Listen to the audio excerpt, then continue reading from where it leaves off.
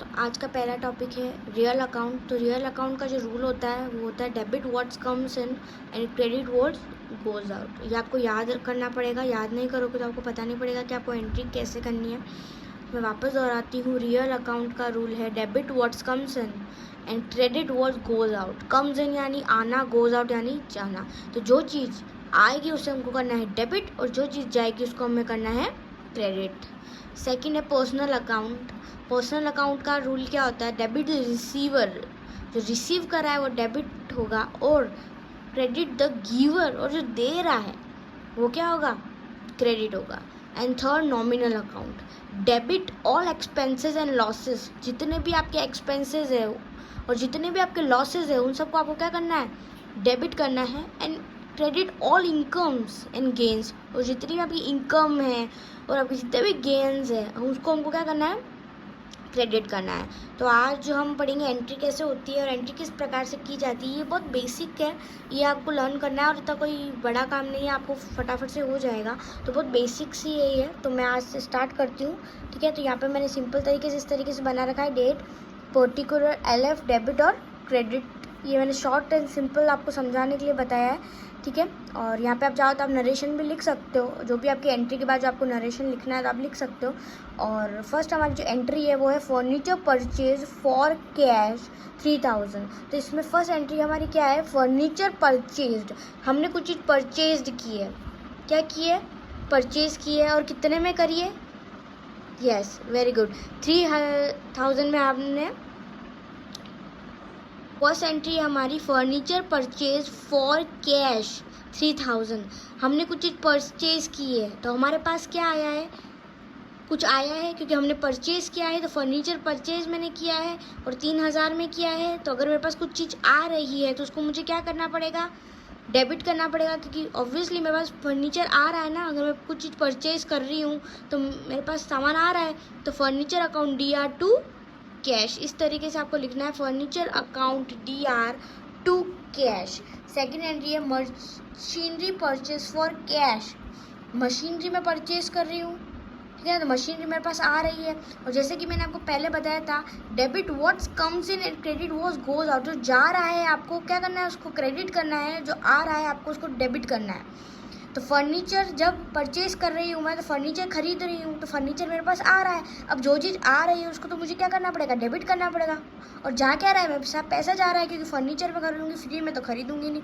मैंने पैसे में खरीदा और लिखा भी है कि 3000 में भाई मैंने फर्नीचर खरीदा है, मशीनरी मैंने 4000 में खरीदी है। तो furniture account DR to cash 3000 and machinery account DR to cash 4000। एक बात ध्यान रखिएगा, देख लीजिए, अब आप कुछ बच्चे सोचेंगे कि मैम आपने यहाँ तो लिखा डेबिट, यहाँ तो आपने नहीं लिखा क्रेडिट। ये बहुत सिंपल सी बात है, जब फर्नीचर एक चीज़ अगर DR होगी तो दूसरी चीज़ CR ही होगी।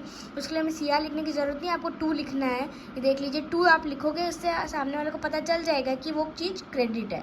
तो इसकी थर्ड एंट्री है फर्नीचर सोल्ड फॉर कैश। भाई मैंने फर्नीचर बेचा है कैश में, और मैंने कुछ चीज़ बेची है तो भाई मेरे पास पैसा तो आएगा।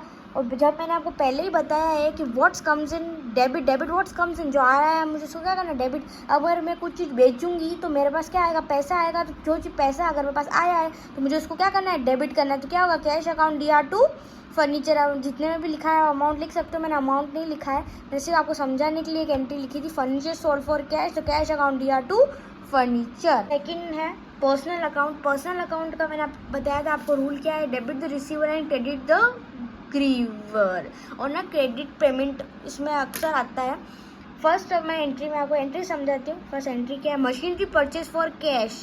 अरे भाई मैंने मशीनरी क्या किया, परचेज किया है, कैश में लिखा हुआ है, तो मेरे पास क्या आया, मशीनरी आई। रूल के अनुसार चलो भाई, debit the receiver credit the giver. Receiver को हमको क्या करना है, डेबिट करना है, और गिवर को क्या करना है, क्रेडिट करना है। तो सामने पता चल रहा है मशीनरी को DR करना है और कैश को हमको क्या करना है, CR करना है। तो machinery account DR to cash. Second entry है हमारी मशीनरी परचेज फ्रॉम आदि। अब देखो थोड़ा इसमें चेंज आया है, मशीनरी परचेज फ्रॉम आदि नाम आया, अगर किसका नाम आता है तो पता पड़ जाता है कि भाई उधार की एंट्री क्रेडिट की एंट्री है। तो इसमें क्या होगा, मशीनरी अकाउंट DR टू आदि 1000। थर्ड एंट्री है आपकी फर्नीचर सोल्ड फॉर कैश।